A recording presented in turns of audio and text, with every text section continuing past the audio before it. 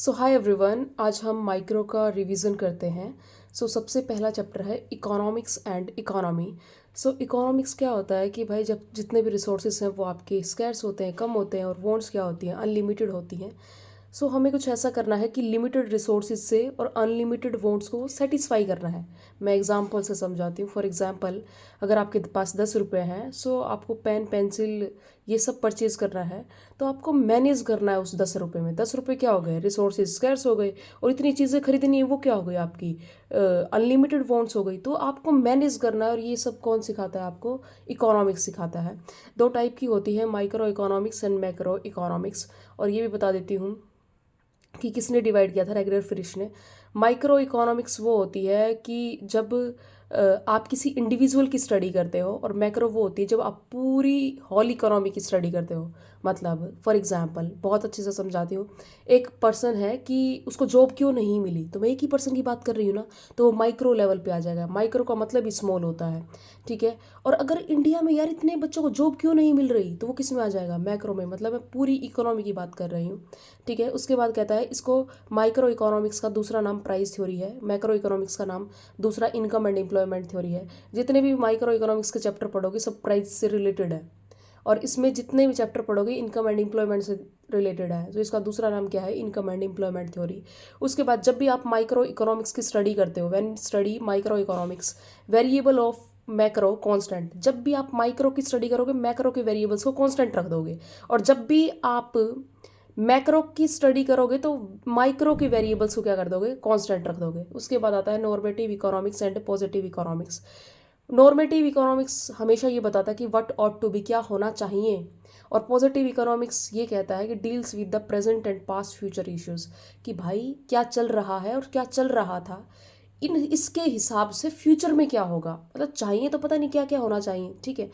और ये क्या, पॉजिटिव इकोनॉमिक्स हमेशा फैक्ट्स और फिगर के हिसाब से बात करता है, मतलब तथ्यों के हिसाब से बात करता है। कुछ भी ऐसा नहीं है कि हवा में फेंक दिया, ठीक है।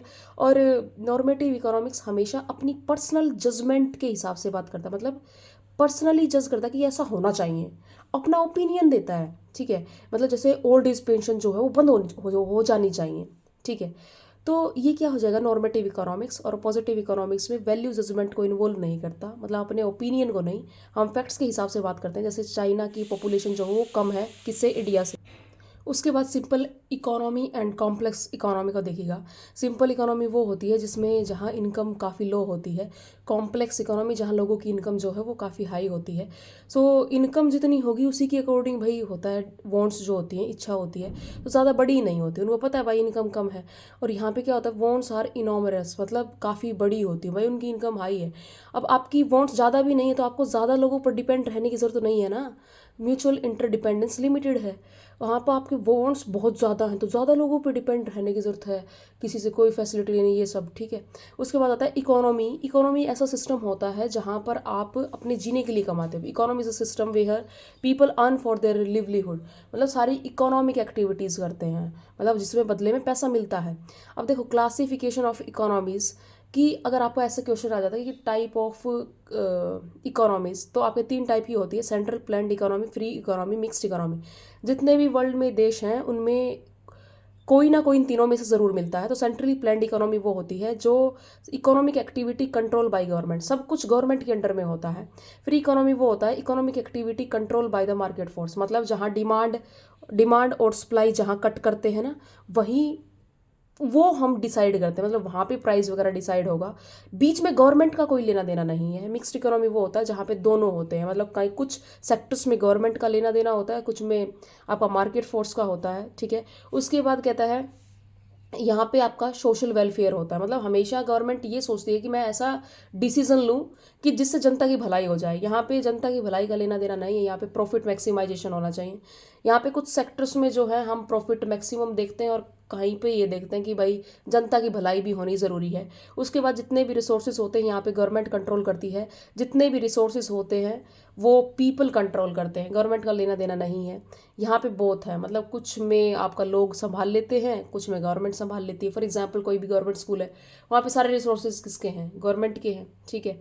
और कोई भी प्राइवेट है तो उसमें किसके हैं, आपके जितने भी जो लोग हैं उनके हैं, प्राइवेट पर्सन के हैं। यहाँ पे पब्लिक सेक्टर का मेन रोल होता है, प्राइवेट का होता है यहाँ पर, और यहाँ पे दोनों का होता है। इसी के साथ आपका नेक्स्ट चैप्टर है central problem of an economy, कि इकोनॉमी में सबसे ज़्यादा प्रॉब्लम क्या है, मतलब मेन प्रॉब्लम क्या है। तो कहता है व्हाट टू प्रोड्यूस, कि हम जो है क्या प्रोड्यूस करें। ठीक है, क्या प्रोड्यूस करें, कंज्यूमर गुड्स करें या कैपिटल गुड्स करें। ठीक है, देखो बेटा, कंज्यूमर गुड्स वो होते हैं जिससे आपकी वांट्स सेटिस्फाई होती है, मतलब ब्रेड है, बटर है, वीट है, ये सब है, सोल्ट है। ठीक है, कैपिटल गुड्स वो होते हैं जो आपकी प्रोडक्शन में हेल्प करते हैं। ठीक है, और किस क्वांटिटी में करें, कहता बड़ा कंफ्यूज है भाई ये। उसके बाद आता है हाउ टू प्रोड्यूस, कैसे प्रोड्यूस करें, लेबर इंटेंसिव का यूज़ करें या कैपिटल इंटेंसिव का। लेबर इंटेंसिव का मतलब होता है कि आप ज़्यादा यूज़ किसका कर रहे हैं, लेबर का कर रहे हैं। और कैपिटल इंटेंसिव का मतलब होता है ज़्यादा किसका यूज़ कर रहे हैं, मशीन का। अब जिस कंट्री में ज़्यादा पॉपुलेशन होती है तो उसमें तो आपको लेबर से ही काम करवाने में फ़ायदा है, अदरवाइज मशीन से करवा लोगे तो फिर तो जो लेबर हो तो खाली बैठे रहेंगे, अनएम्प्लॉयमेंट और बढ़ जाएगा। उसके बाद कहता है फॉर वूम टू प्रोड्यूस, कि भाई किसके लिए प्रोड्यूस करें, रिच के लिए करें या पुअर के लिए करें। क्योंकि रिच के लिए करेंगे तो हम हाई प्राइस सेट करेंगे, तो पुअर लोग जो है वो बेचारे भूखे रहेंगे। ठीक है, कहता दोनों चीज़ों, अब समझ नहीं आ रहा कि भाई जनता की भलाई पर ध्यान दें या प्रॉफिट पर ध्यान दें। उसके बाद कहता है solution of a central problem, इन समस्याओं का समाधान निकाल दिया गया है। कहता है जिस कंट्री में मार्केट इकोनॉमी है, अभी पिछले पेज पे पढ़ा है ना, मार्केट इकोनॉमी है, कहता है वहाँ पे अगर ये समस्या है what how and for whom should by the market force, कहता है ज़्यादा चिंता की बात नहीं है, मार्केट फोर्स डिसाइड कर देगा। जहाँ पे डिमांड सप्लाई कट करेगा वो वहीं पे समाधान हो जाएगा, आपको टेंशन लेने की जरूरत नहीं है। उसके बाद आता है सेंट्रली प्लान्ड इकोनॉमी, कि what how and for whom decided by the government, सरकार डिसाइड करेगी। उसके बाद कहता है मिक्स्ड इकोनॉमी, मिक्स्ड इकोनॉमी में कहता है in some areas producer free to take decision for their own profit, कहता है कुछ एरिया ऐसे हैं कि जहाँ पर प्रोड्यूसर फ्री है अपने प्रॉफिट के लिए, आप अपने प्रॉफिट के हिसाब से डिसीजन ले सकते हो। जैसे फॉर एग्जांपल क्लोथ्स, क्लोथ्स में कोई रोक थोड़ी रखा है, चाहे आप एक टी शर्ट को 6,000 की बेच लो। ठीक है, उसके बाद in some areas government take decision, और कुछ एरिया में गवर्नमेंट सरकार लेती है डिसीजन। फॉर एग्जांपल रेलवे वगैरह के जो टिकट के प्राइजेस वगैरह हैं वो किसने सेट कर रखे हैं, गवर्नमेंट ने, कि भाई हर इंसान जो है वो सफ़र कर सके इस तरीके से। ठीक है, उसके बाद आता है PPC, production possibility curve. It is a curve show production of two goods with given resources, कहता है कि ये ऐसी कर्व होती है जिसमें हम ये दिखाते हैं दो गुड्स का मैक्सिमम प्रोडक्शन कैसे हो सकता है दिए हुए रिसोर्सेज, जो भी हमारे पास रिसोर्सेज हैं। आ गई बात समझ में, क्लियर है।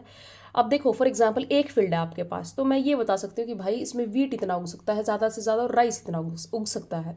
पता पर कहता है आपको ना अजम्पशन माननी पड़ेगी कि हम हमेशा दो ही गुड्स को लेंगे, तीन की बात नहीं करेंगे, एक की बात नहीं करेंगे। टेक्नोलॉजी कांस्टेंट रहेगी। टेक्नोलॉजी कांस्टेंट का मतलब होता है जैसी आपके पास पहले मशीन वगैरह थी वैसी ही रहेंगी, आप उसमें कोई चेंज नहीं करेंगे। जितने रिसोर्सेज आपके पास पहले थे उतने ही रखेंगे। एक खेत था तो एक खेत की ही बात करेंगे, उसको डेढ़ नहीं कर देंगे बढ़ा के। उसके बाद कहता है रिसोर्सेज फुल्ली यूटिलाइज्ड, रिसोर्सेज जितने भी हैं आप उसका फुल्ली तरीके से यूज़ करेंगे। ठीक है, मैक्सिमम यूज़ करेंगे। अब मैंने क्या कहा था, दो गुड्स का प्रोडक्शन करते हैं, वीट और क्लॉथ्स का। ठीक है, तो इधर मैंने बेटा क्या लिख लिया, वीट लिख लिया, इधर क्या लिख लिया, क्लॉथ लिख लिया। ठीक है, जब आप 100 प्रोडक्शन किसका कर रहे हैं, वीट का, तो क्लोथ्स के लिए तो जगह बची ही नहीं। फिर उसके बाद 90 इसका, फिर एक इसका। भाई सीधी सी बात है, जब आपके पास खेत एक चीज़ का प्रोडक्शन बढ़ाओगे दूसरे का कम करना पड़ेगा। इसका बढ़ा रहे तो इसका क्या कर दिया, कम कर दिया। और जहाँ पर भी एक चीज़ को बढ़ा रहे हैं दूसरे को कम कर रहे हैं, वहाँ पे आपका हमेशा डाउनवर्ड स्लोप होता है। आ गई बात समझ में, तो डाउनवर्ड। देखो वीट का कर रहे थे तो कितना था आपका, क्लोथ्स का 0 था। जब उसके बाद आपका वीट का कितना है, 80 है, तो इसका कितना है, 2 है, ये देखो पॉइंट। ठीक है, तो इस तरीके से आपकी पीपीसी बन जाएगी और कनकेव शेप में होती है, याद रखना। जो भी पॉइंट पीपीसी के लाइन पे होता है इसका मतलब अटेनेबल, आपने उसको अचीव कर लिया। जब भी कोई पॉइंट जो है पीपीसी के बाहर होता है उसका मतलब होता है अनअटेनेबल, आपसे वो अचीव हुआ ही नहीं। ठीक है, उसके बाद कोई भी जो पॉइंट अंदर होता है इसका मतलब होता है अंडर यूटिलाइजेशन ऑफ रिसोर्सेज, कि आपने रिसोर्सेज का अच्छे से यूज़ नहीं किया। फॉर एग्जाम्पल आपके पास बुक्स थी, आप चाहते तो 100 नंबर ला सकते थे, पर आए कितने, 32। ठीक है, तो ये क्या है, आपने रिसोर्सेज का अच्छे से यूज़ किया ही नहीं। उसके बाद कहता है प्रॉपर्टीज ऑफ पीपीसी, कि पीपीसी के कैरेक्टरिस्टिक्स या प्रॉपर्टीज एक ही बात होती है। कहता है स्लोप क्या होता है, डाउनवर्ड, ये बात मैंने पहले बता दी। जहाँ भी एक चीज़ को बढ़ा रहे हैं दूसरी को घटा रहे हैं, स्लोप डाउनवर्ड ही होता है। कनकेव टू द ओरिजिन होती है, कनकेव शेप में होती है। स्लोप ऑफ पीपीसी कोई पूछ ले तो मार्जिनल अपॉर्चुनिटी कॉस्ट होता है, MOC, ठीक है। अपॉर्चुनिटी कॉस्ट क्या होती है, जब भी नेक्स्ट बेस्ट अल्टरनेटिव को पाने के लिए जो आपने सेक्रीफाइस कर दिया, जो खो दिया। फॉर एग्जाम्पल, बेटा आप 50,000 की जॉब कर रहे थे, पर ऐसा हमारी क्लास में तो बच्चे पढ़ते ही नहीं, खाएंगे 50,000। आप मान लीजिएगा आप 5,000 की जॉब कर रहे थे, आपको 7,000 की जॉब मिल गई है, तो 7,000 वाली को पाने के लिए आपने 5,000 वाली को खो दिया, तो 5,000 क्या है, अपॉर्चुनिटी कॉस्ट है, ठीक है। उसके बाद आता है कंज्यूमर इक्विलिब्रियम, यूटिलिटी एनालिसिस। बेटा ये थर्ड चैप्टर है। यूटिलिटी का मतलब पता है बेटा क्या होता है, सेटिस्फेक्शन, ठीक है। अब मैं जैसे मान लीजिएगा मैंने गुलाब जामुन खाए, ठीक है, तो मैं ये नहीं कहूँगी मेरे को सेटिस्फेक्शन मिली भाई, मुझे आ गई, नहीं, मैं ये कहूँगी मेरे को इतने की यूटिलिटी मिली, ठीक है। यूटिलिटी को दो उसमें डिवाइड करेगा, कार्डिनल यूटिलिटी और ऑर्डिनल यूटिलिटी। कार्डिनल का मतलब होता है जब आप यूटिलिटी को, सेटिस्फेक्शन को नंबर में मेजर करते हो, मतलब 2 गुलाब जामुन खा लिए तो आप ये कहोगे भाई 2 की सेटिस्फेक्शन मिल गई, नहीं 2 की यूटिलिटी मिल गई, 3 की, ये 4 की, ठीक है। ये किसने दिया था, मार्शल ने दिया था कि भाई मैं तो यूटिलिटी को हमेशा मार्शल में क्या करूँ, मार्शल कह रही नंबर्स में मेजर करूँगा, ठीक है। और ये हिक्स ने दिया था ये कंसेप्ट कि मैं हमेशा ये नहीं बताऊंगा कि नंबर्स में, मैं ये बताऊंगा कि कम सेटिस्फेक्शन मिली या ज़्यादा मिली, ठीक है। उसके बाद आता है टोटल यूटिलिटी। देखो टोटल यूटिलिटी का क्या मतलब होता है, सिग्मा, सिग्मा MU, कि आप जब MU को, मैं समझाती हूँ, टेंशन लेने की बात नहीं है। टोटल यूटिलिटी का मतलब होता है, फॉर एग्जाम्पल आपने जो है बेटा पहला अगर कोई भी गुलाब जामुन खाया तो 2 की सेटिस्फेक्शन मिली, उसके बाद एक और दूसरी गुलाब जामुन खाया तो कितने की मिली, आपको 1 की मिली, फिर उसके बाद तीसरा खाया तो कितने की मिली, हाफ की मिली। तो ये कितने हो गए, 2, 1 और हाफ, कितना हो गया, 3.5। तो ये क्या हो जाएगा, TU हो जाएगा। समझ आ गई बात, टोटल यूटिलिटी। MU क्या होता है बेटा, TUN-1, ठीक है। मैं समझाती हूँ, देखो फॉर एग्जाम्पल आपने जब इतनी क्वांटिटी कंज्यूम की थी तो कितनी आपकी 0 TU थी, मतलब सेटिस्फेक्शन इतनी थी। 1 यूनिट को कंज्यूम किया तो कितनी थी, 8 थी। 2 को मिला के कितनी सेटिस्फेक्शन मिली थी, 14 को। तो मैं आपसे है ना 2 की नहीं पूछ रही, इकट्ठा 2 की नहीं पूछ रही, मैं खाली ये कह रही हूँ सेकंड यूनिट को कंज्यूम करने से, उस अगली यूनिट को कंज्यूम करने से खाली 1 की बता दो, उससे कितनी सेटिस्फेक्शन मिली। तो बेटा वो कैसे बताओगे, मुझे बताओ, ठीक है। आप मेरे को इकट्ठा 2 गुलाब जामुन मतलब 2 बाउल का बता रहे हो, मुझे 2 का नहीं चाहिए, मुझे सेकंड जो खाया ना उससे कितनी सेटिस्फेक्शन मिली वो पूछ रही हूँ। तो 14 में से 8 को माइनस कर दो, 18 में से 4 को कर दो, 20 में से 18 को कर दो, ये क्या आ जाएगी आपकी, MU आ जाएगी। यही तो फॉर्मूला है, TUN-1, नीचे वाले से ऊपर वाले को लेस कर दो। याद रखना ये रूल है आपके, जब भी TU मैक्सिमम होता है तो वहाँ पर MU क्या होता है आपका, 0 होता है। क्या होता है, 0 होता है। TU जब डेक्लाइन होना शुरू हो जाए, 20 से देखो 18 गया तो ये भी क्या हो गया, माइनस में हो गया। समझ आ गई बात। और ये जहाँ मैक्सिमम था MU क्या है, 0 है। इसी तरीके से आपका डायग्राम बन जाएगा, TU मैक्सिमम MU 0, जहाँ पे TU डेक्लाइन हो गया ये क्या हो गया, MU भी आपका नेगेटिव हो गया। जहाँ तक ये बढ़ रहा है ये भी क्या है, पॉजिटिव है। TU कैसे निकला, सिग्मा MU, मतलब 8 में 6 प्लस कर दो कितने आ गए, 14। 6 में 4 प्लस कर दो कितने, सॉरी 14 में 4 प्लस कर दो कितने आ गए आपके, 18। 18 में 2 प्लस कर दो 20। तो समझ आ गया होगा अब तो, ठीक है। उसके बाद आता है law of diminishing marginal utility. कहता है जब भी आप ज़्यादा कमोडिटी कंज्यूम करेंगे, हर एडिशनल यूनिट से मिलने वाली सेटिस्फेक्शन कम हो जाएगी। मतलब अगर मान लो आपने पहले 2 गुलाब जामुन खाए तो उससे सेटिस्फेक्शन आपको ज़्यादा मिली, उसके बाद दूसरी बाउल खाई आपको थोड़ी कम मिली, उसके बाद तो मतलब ज़्यादा अगर एकदम ज़्यादा खिला देंगे सो वोमिटिंग भी आ जाएंगी। तो ये बात कहता है कि भाई जितना ज़्यादा कंज्यूम करते जाओगे ना सेटिस्फेक्शन हमेशा गिरती चली जाती है, ठीक है। पर कहता है अजम्पशन है कि आपको एक ही स्टैंडर्ड यूनिट को कंज्यूम करना। फॉर एग्जाम्पल आपने पहले 2 गुलाब जामुन खाए, फिर 2, फिर 2, फिर 2, फिर 2 ही लेने हैं, ठीक है। आपको एक ही स्टैंडर्ड यूज़ करना, कंजप्शन जो है आपका कंटिन्यूस होना चाहिए, ठीक है, तभी आपकी सेटिस्फेक्शन गिरेगी। अब मान लो आपने 2 कल खाए थे, 2-4 दिन बाद, तो फिर कहाँ की सेटिस्फेक्शन गिरेगी भाई, गिरेगी ही नहीं। आपका कंटिन्यूस होना चाहिए। उसके बाद कहता है कंज्यूमर इक्विलिब्रियम, नेक्स्ट टॉपिक है। देखो एक बात बताती हूँ, कंज्यूमर इक्विलिब्रियम का मतलब होता है मैक्सिमम सेटिस्फेक्शन जब कंज्यूमर को मिलती है, और उसको क्या चाहिए, यही तो मिली, संतुष्टि ही तो चाहिए, ठीक है। देखो इसमें 2 कमोडिटी केस हैं, मतलब जब आप 100 रुपये को सारा एक ही कमोडिटी पे लगा दो या 100 रुपये को 2 कमोडिटी पे लगा दो, ठीक है। इंपॉर्टेंट आपका 1 कमोडिटी केस है, ठीक है, मतलब मोस्टली एग्जाम हम उसी तरीके से कर रहे हैं रिवीजन, ठीक है। तो देखो 1 कमोडिटी केस करेंगे, कंज्यूमर इक्विलिब्रियम के अजम्पशन सुन लीजिएगा। MUM आपका कांस्टेंट रहेगा। नहीं आया समझ में, फिर बताती हूँ बाद में, रुको 1 मिनट। उसके बाद कंज्यूमर जो है वो रैशनल होगा, मतलब आप उसको हमेशा मैक्सिमम सेटिस्फेक्शन चाहिए। और ये जो सारा चैप्टर मैं करवा रही हूँ कार्डिनल यूटिलिटी पे बेस, मतलब हम नंबर में मेजर करेंगे किसको, सेटिस्फेक्शन को, ठीक है। अब देखो दिक्कत क्या आती है कि आप कैसे पता लगाओगे कि जितना हम पैसे पे करके आए किसी भी शॉपकीपर को, उसके बदले में हमें उतनी ही सेटिस्फेक्शन मिली या नहीं मिली। क्योंकि क्यों, आपको यूटिलिटी जो होती है वो किस में होती है, यूटिल्स में होती है, मतलब एक तरह से सेटिस्फेक्शन। और प्राइस किस में होता है, मनी में होता है। तो मनी और सेटिस्फेक्शन क्या कंपैरिजन हो सकता है, किसी के वेट का और हाइट का कंपैरिजन हो सकता है, नहीं ना। तो सबसे पहले हमने एक काम किया कि हमने यूटिलिटी को किस में बदल दिया, मनी में बदल दिया। अब ये भी मनी में हो जाएगा, ये भी मनी में हो जाएगा, ठीक है। तो हमने पहले यूटिलिटी को मनी से डिवाइड कर दिया।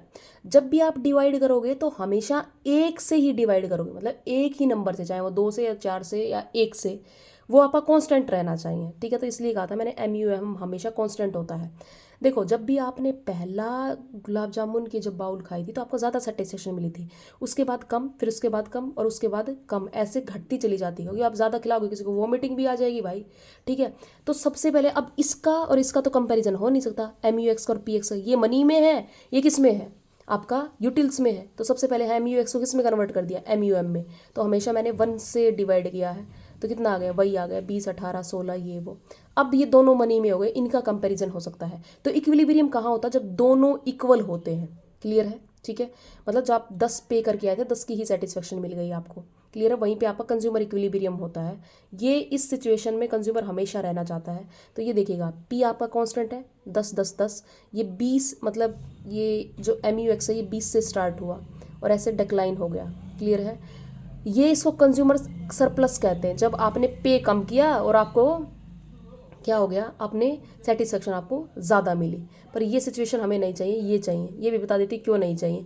जब आप ज़्यादा, मतलब मान लो सेटिस्फेक्शन मिलेगी, ज़्यादा कंजप्शन शुरू कर दोगे, कंजप्शन शुरू करते ही क्या हो जाएगी, सेटिस्फेक्शन गिर जाएगी, ठीक है। तो मतलब आपको, हमें सीधी सी बात है, ये याद रख लेना कि हमेशा ये इसके इक्वल होना चाहिए, ये है इक्विलिब्रियम। उसके बाद नेक्स्ट चैप्टर आता है कंज्यूमर इक्विलिब्रियम, इंडिफरेंस कर्व। देखो इंडिफरेंस कर्व क्या होता है, it is a curve which shows combination of two commodity which gives same level of satisfaction. कहता है ये वो कर्व है जो हमेशा दो गुड्स के कॉम्बिनेशन को दिखाती है, और वो जो भी कॉम्बिनेशन आप बनाओगे वो हर आपको सेम लेवल की सेटिस्फेक्शन देंगे। मैं समझाती हूँ। फॉर एग्जांपल अगर आपने 10 एप्पल लिए, पहले एक ऑरेंज लिया, ठीक है, उसके बाद 7 एप्पल ले लिए और क्या कर लिया आपने, 2। तो ये इनको कॉम्बिनेशन बोलते हैं, 10 और 1 का कॉम्बिनेशन, 7 और 2 का। तो हर कॉम्बिनेशन आपको सेम लेवल की सेटिस्फेक्शन दे रहा है। अजम्पशन क्या है कि देखो इंडिफरेंस कर्व की, कि इनकम जो है वो चेंज नहीं होगी। तभी तो हमने देखो पहले 10 एप्पल लिए थे, एक ऑरेंज। अब इसको जब बढ़ाया तो इसको यहाँ से कम कर दिया। अदरवाइज अगर आपके पास इनकम भी बढ़ रही होती तो चाहे इसको भी बढ़ा लेते और इसको भी बढ़ा लेते। तो इनकम जो है वो आपकी चेंज नहीं होगी। कंज्यूमर रैशनल, ये आपका कंज्यूमर इक्विलिब्रियम की सबसे मेन वो है कि कंज्यूमर रैशनल हमेशा उसको, एक कंज्यूमर ऐसा पर्सन होता है जिसको मैक्सिमम सेटिस्फेक्शन चाहिए, ठीक है।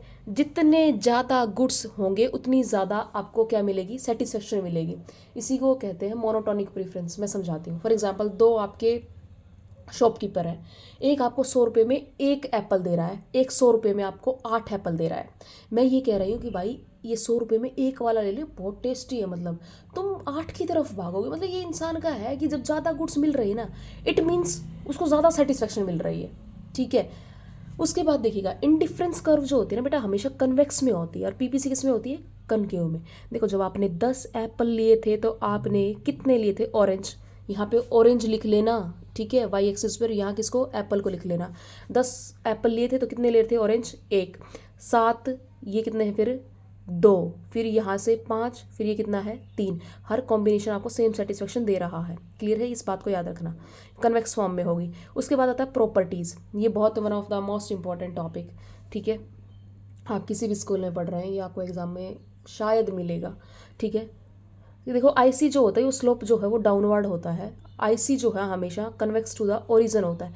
देखो डाउनवर्ड में अब अंदर क्या लिखोगे, ऐसे तो नंबर आपका काट ही लेगा बेटा। देखो जब भी आप किसी भी एक चीज़ को बढ़ा रहे हो, एक को घटा रहे हो, तो डाउनवर्ड ही स्लोप होता है आपका। वहाँ पे अपवर्ड नहीं हो सकता। आईसी जो होती है वो कन्वेक्स टू द ओरिजन होती है। उसके बाद higher IC give higher level of satisfaction, मतलब जितनी ज़्यादा ये ऊपर वाली आईसी जो है, IC3 जो है ज़्यादा सेटिस्फेक्शन दे रही है किसके कंपेयर में, IC1। इसका भी रीज़न आपको पता होना चाहिए। देखो भाई, यहाँ पे आईसी अगर मैं बना रही हूँ तो वो तभी तो बनी होगी जब मैं ये लाइन जो है यहाँ तक आ गई, तो इसका मतलब आपने गुड्स ज़्यादा मिल रहे हैं आपको, तो ज़्यादा गुड्स मिलेंगे तो ज़्यादा सेटिस्फेक्शन नहीं मिलेगी क्या, डेफिनेटली। आईसी जो है वो कभी भी आपस में कट नहीं करती, IC do not cross and intersect each other, ठीक है। उसके बाद आता है IC never touch X axis and Y axis, IC जो है वो कभी भी एक्स एक्सिस या वाई एक्सिस को टच नहीं करते। उसके बाद आता है next chapter, 5th chapter, theory of demand. देखो बेटा, डिमांड क्या होती है, डिमांड का मतलब होता है willing and ability to buy a commodity at a point of time. For example, मैं ऐसा एग्जाम्पल से समझाती हूँ। मान लीजिएगा आप किसी कॉमोडिटी को बाय करने के लिए विलिंग है, मतलब आपकी इच्छा है और आपकी जेब में पैसे नहीं है, तो क्या वो डिमांड बन जाएगी, नहीं ना। अच्छा, आपके पास एबिलिटी है, मतलब जेब में पैसे हैं और इच्छा नहीं है, तो क्या डिमांड बन जाएगी, नहीं ना। तो कहता है एक पॉइंट ऑफ टाइम पे दोनों चीज़ों का होना जरूरी है, किसके लिए, किसी भी कमोडिटी को बाय करने के लिए, ठीक है। उसके बाद आता है डिटर्मिनेंट्स ऑफ डिमांड। कहता है डिमांड पर किन किन चीज़ों का असर पड़ता है, मतलब डिमांड फंक्शन बोल लीजिएगा या डिटर्मिनेंट्स बोल लीजिएगा, एक ही बात है। कहता है इंडिविजुअल डिमांड फंक्शन और मार्केट डिमांड फंक्शन। सबसे पहले कहते हैं इंडिविजुअल डिमांड फंक्शन। कहता है प्राइस ऑफ आउन कमोडिटी, यहाँ पे आउन आ जाएगा, आउन का मतलब खुद की कमोडिटी के प्राइस जब भी बढ़ेंगे तो डिमांड कम हो जाएगी, प्राइस जब भी कम होंगे तो डिमांड क्या हो जाएगी, बढ़ जाएगी, क्योंकि यहाँ पे हमेशा प्राइस और डिमांड में इनवर्स रिलेशन होता है, अच्छा रिलेशन नहीं होता है, एक दूसरी डायरेक्शन में एक दूसरी डायरेक्शन में। क्लियर है, ठीक है। उसके बाद आता है, कहता है प्राइस ऑफ रिलेटेड गुड्स का, तो दूसरे गुड्स का भी असर पड़ता है। अब देखो क्या आता है, सब्स्टिट्यूट गुड्स और कम्प्लीमेंट्री गुड्स। दूसरे गुड्स को मैं समझाती हूँ। सब्स्टिट्यूट गुड्स होते हैं जो एक दूसरे से रिलेटेड होते हैं, जैसे टी एंड कॉफ़ी। टी के हद से ज़्यादा प्राइसेस बढ़ जाएंगे तो आप किस पे शिफ्ट हो जाओगे बेटा, कॉफ़ी की डिमांड ज़्यादा कर दोगे, तो इसके प्राइसेस बढ़े और डिमांड पे किसके पे असर पड़ा, तो कहता है ऐसे असर पड़ता है। उसके बाद आता है कॉम्प्लीमेंट्री गुड्स। देखो बेटा, कॉम्प्लीमेंट्री, ये कॉम्प्लीमेंट्री आ जाएगा, एम आएगा, ठीक है, ME। उसके बाद आता है जो एक दूसरे के बिना अधूरे रहते हैं, incomplete without each other. For example, car है, पेट्रोल नहीं है, डीजल नहीं है, CNG नहीं है, चला सकोगे, नहीं ना, ठीक है। उसके बाद जब भी पेट्रोल प्राइसेस बढ़ जाएंगे तो कार की डिमांड भी क्या हो जाएगी, कम हो जाएगी, समझ आ गई बात। जब भी इंक के प्राइसेस बढ़ जाएंगे तो पेन की डिमांड भी नहीं होगी। क्लियर है। तो कहता है ऐसे असर पड़ता है क्योंकि दोनों एक दूसरे के बिना क्या है, अधूरे हैं। उसके बाद इनकम ऑफ कंज्यूमर, ये देखो यहाँ पे जो है पॉजिटिव रिलेशन होता है बेटा, मतलब जब भी इनकम बढ़ेगी तो डिमांड भी क्या हो जाएगी बेटा, आपकी बढ़ जाएगी, पॉजिटिव रिलेशन होता है, इनकम कम डिमांड भी कम। उसके बाद होता है टेस्ट एंड प्रीफरेंस। कहता है कई बार जो है ना, टेस्ट भी बहुत मैटर करता है। टेस्ट अगर आपका फेवर में है किसी भी चीज़ को लेके तो डिमांड आपकी हाई होगी। फॉर एग्जाम्पल, किसी भी इंसान को मैगी बहुत पसंद है, अब मैगी के प्राइसेस जो है वो बढ़ जाएं, क्लियर है, कितने भी बढ़ जाएं वो खाना नहीं छोड़ेगा क्योंकि उसको इतनी लत लग गई है, उसको इतनी पसंद है जिसकी कोई हद नहीं। और वाइस वर्सा, जब टेस्ट फेवर में नहीं है तो जब प्राइसेस कम हो जाए ज़्यादा कोई फर्क नहीं पड़ता, डिमांड कम ही होगी। उसके बाद आता है मार्केट डिमांड फंक्शन। मार्केट में देखो क्या क्या चीज़ें असर डालती हैं भाई, पॉपुलेशन का साइज जो है ज़्यादा होगा तो आपकी डिमांड भी ज़्यादा होगी। फॉर एग्जाम्पल, कोई भी स्कूल में फंक्शन हुआ, मेरी क्लास में मान लीजिएगा 24 बच्चे थे, और स्कूल जो है वो फंक्शन ख़त्म होने के बाद हर बच्चे को बिस्किट डिस्ट्रीब्यूट कर रहे थे, तो मैंने कितनी की डिमांड की, 24 की, मेरी क्लास में 24 भेज दो। अब बच्चे जो हैं अगले मतलब बढ़ गए किसी क्लास में, मतलब मेरी में ही लगा लो 10 और आके बैठ गए, तो मैंने साइज जैसे बढ़ते डिमांड भी मैंने क्या कर दी ज़्यादा कि मेरी में 34 भेज दीजिएगा। उसके बाद कहता है डिस्ट्रीब्यूशन ऑफ इनकम। जितनी भी सोसाइटी में इनकम इक्वली डिस्ट्रीब्यूट होगी उतनी ही ज़्यादा डिमांड होगी, अदरवाइज कम, ठीक है। अब हमारे इंडिया में जो है ना, इनकम जो है इक्वली डिस्ट्रीब्यूट नहीं होती है, या तो रिच जो है वो और ज़्यादा रिच होते जा रहे हैं, पुअर जो है वो क्या है और ज़्यादा पुअर होते जा रहे हैं। तो कहता है अगर जिस कंट्री में जितनी ज़्यादा इनकम इक्वली डिस्ट्रीब्यूट है उतनी ही क्या होगी, डिमांड ज़्यादा होगी, ठीक है। यहाँ पे तो ये गरीबों का खरीदने का कोई बेचारा के पास पैसे ही नहीं है। उसके बाद आता है लॉ ऑफ डिमांड। बेटा देखो, लॉ ऑफ डिमांड किसे कहते हैं, कहते हैं other thing remain constant there is a inverse relationship between price and demand. कहता है दूसरी जो चीज़ें हैं वो स्थिर रहेंगी, बस किस में, प्राइस में और डिमांड में कैसा रिलेशन रहेगा, इनवर्स, उल्टा रहेगा, नेगेटिव रहेगा। प्राइजेस जब बढ़ जाएंगे तो डिमांड क्या हो जाएगी, कम। प्राइजेस 15 थे तो लोग कितना खरीद रहे थे, 10। जब प्राइजेस 5 हो गए तो कितना खरीद रहे हैं, 20। तो इन्वर्स है, इसीलिए डाउनवर्ड स्लोप है। उसके बाद अजम्पशन कि लॉ ऑफ डिमांड की अजम्पशन क्या है, मैंने बताया था, पहली लाइन में लिखा है कि अदर थिंग रिमेन कांस्टेंट का मतलब क्या है, टेस्ट एंड प्रीफरेंस में कोई चेंज नहीं होगा, इनकम में no change, prices of related goods no change, दूसरे गुड्स के प्राइजेस में कोई भी चेंज नहीं होगा। अब देखो, मैंने ये अब आपको ये समझाया था कि प्राइजेस में और डिमांड में इनवर्स रिलेशन होता है, प्राइजेस कम हो जाएंगे तो ज़्यादा जनता डिमांड करेगी। पर कहता है exceptions to the law of demand, मतलब जहां पर ये रूल फॉलो नहीं होता, लोग तब भी खरीदते हैं जब प्राइजेस ज़्यादा होते। तो वो 3 पॉइंट करवाती हूँ बेटा। आर्टिकल ऑफ डिस्टिंक्शन, इसका मतलब ये होता है ये कुछ ऐसे गुड्स होते हैं कि जब भी डिमांड होती है जब इनके प्राइसेस हाई होते हैं। फॉर एग्जांपल मर्सिडीज़ है, आप अपनी मदर को ये कह दो कि अगले गांव में जो है ना मर्सिडीज़ ऐसे मतलब 10-10 रुपये में ऐसे मतलब बट रही है, तो वो क्या जाएंगे खरीदने, मतलब गुस्सा और करेंगे, कैसी बातें कर रहे हो, ये तभी खरीदे जाते हैं जब इनके प्राइसेस हाई है भाई। उसके बाद कहता है गिफ इन गुड्स। देखो बेटा, गिफ इन गुड्स क्या होते हैं, जो चीप गुड्स होते हैं, जो आपकी नेसेसिटी के गुड्स होते हैं। अब ऐसे ब्रेड है, बटर है, सोल्ट है, अब इनके चाहे प्राइसेस हाई हो जाएंगे तो भी डिमांड होगी। नमक खाना बंद कर दोगे क्या, नहीं ना। तो ये आपने तो ये कहा था कि जो प्राइसेस ज़्यादा होंगे तो डिमांड कम हो जाएगी, पर ये एक्सेप्शन है, यहाँ पे रूल फॉलो नहीं होता है। आ गई बात समझ में। उसके बाद कहता है ई रैशनल जजमेंट, नेक्स्ट पॉइंट है कंज्यूमर जज the quality of commodity bye it's price. कहता है कुछ लोग ऐसे होते हैं कि कॉमोडिटी की क्वालिटी को प्राइस से जज करते हैं। अगर वो महंगी है इट मीन्स हाँ उसमें कुछ बात है, अदरवाइज कुछ भी नहीं है। क्लियर है, महंगा प्रोडक्ट बढ़िया होगा, सो लोग सोचते हैं, सस्ता प्रोडक्ट है तो अच्छा नहीं है इसका मतलब। और ऐसा मोस्टली रिच सेक्शन सोसाइटी जो मतलब ज़्यादा रिच होते हैं वो ऐसा ही सोचते हैं। ठीक है, एक और पॉइंट कर सकते हैं अगर आप चाहो तो, जो नेसेसिटी के गुड्स है ना, अगर जैसे फॉर एग्जांपल इसी में वैसे मैंने बता दिया, अगर अलग बनाना चाहो तो भी, जैसे मेडिसिन वगैरह है, कोई पेशेंट जो है वो बहुत ज़्यादा बीमार है, डॉक्टर ने बहुत महंगी दवाई लिख दी, तो आप डिमांड नहीं करोगे क्या, बचाने के लिए करोगे ना। ठीक है, उसके बाद बट मेरी क्लास के बच्चे ऐसे हैं वो ना भी करें। ठीक है, अब यहाँ पे क्या हो जाएगा आपका, देखो प्राइस यहाँ पे इसका डायग्राम अलग बनेगा, प्राइजेस कम थे तो कम डिमांड, प्राइजेस ज़्यादा थे तो ज़्यादा डिमांड। क्लियर है। उसके बाद नेक्स्ट टॉपिक को देखिएगा, कहता है movement along demand curve and shift in demand curve. मतलब ये जो टॉपिक है ना आपकी बुक में, मतलब मैं मानती हूँ 10 पेज में फैला रखा हो, मैं सिर्फ ये हाफ पेज करा रही हूँ, आप इसको समझ लीजिएगा। कोई भी क्वेश्चन आ जाए इससे रिलेटेड आप डेफिनेटली कर पाओगे। देखो क्या कह रखा है, कहता है मूवमेंट अलोंग डिमांड कर्व, और इसी का दूसरा नाम है कि चेंज इन क्वांटिटी डिमांड या चेंज इन डिमांड। क्लियर है। देखो change in demand quantity demand curve तब होता है किसकी वजह से, प्राइस की वजह से। ठीक है, मतलब आप डिमांड अगर बढ़ी है तो इसका मतलब प्राइसेस कम हुए थे। यहाँ पे प्राइसेस का लेना देना है, और यहाँ पे पता क्या है, प्राइसेस तो रहेंगे कांस्टेंट, और जो भी चेंज होगा डिमांड में वो अदर फैक्टर की वजह से होगा। या तो आपको उसका किसी भी कॉमोडिटी का टेस्ट आपको बहुत अच्छा लगने लग गया, पहले भी मैगी के प्राइसेस 10 थे और अब भी 10 हैं, पर आप पहले नहीं खरीदते थे अब खरीदने लग गए, या आपकी इनकम बढ़ गई है, प्राइसेस कांस्टेंट है यहाँ पे। मतलब प्राइजेस जो है बेटा, देखो अगर पहले भी 10 थे अब भी 10 ही हैं, पहले आप इतना खरीदते थे अभी आपने ज़्यादा कर दिया, आपको टेस्ट अच्छा लगने लग गया। ठीक है, और ये उल्टा। और जहाँ पे मतलब चेंज इन डिमांड में यहाँ पे पता क्या होता है, आपकी जो डिमांड इंक्रीज होती है या फिर डिक्रीज होती है, और इंक्रीज इन डिमांड का दूसरा नाम है कि फॉरवर्ड। ठीक है, फॉरवर्ड डिमांड या बैकवर्डनेस इन डिमांड। आ गई बात समझ में। क्लियर है। अब देखो यहाँ पे आपके प्राइसेस कांस्टेंट थे, चेंज हुआ किसकी वजह से हुआ, आपके अदर फैक्टर की वजह से। पहले भी 10 प्राइसेस थे अब भी 10 ही है। यहाँ पे देखिएगा जो डिमांड है वो एक्सटेंशन इन डिमांड कर्व या कॉन्ट्रैक्शन इन डिमांड कर्व। ठीक है, अब यहाँ पे सारा लेना देना किसका है, प्राइजेस का। प्राइजेस 5 थे तो डिमांड आप 10 कर रहे थे, प्राइजेस 10 हो गए तो आप कितनी डिमांड कर रहे हो, 5। ठीक है, अदर जो फैक्टर है यहाँ पे कांस्टेंट रहेंगे। क्लियर है।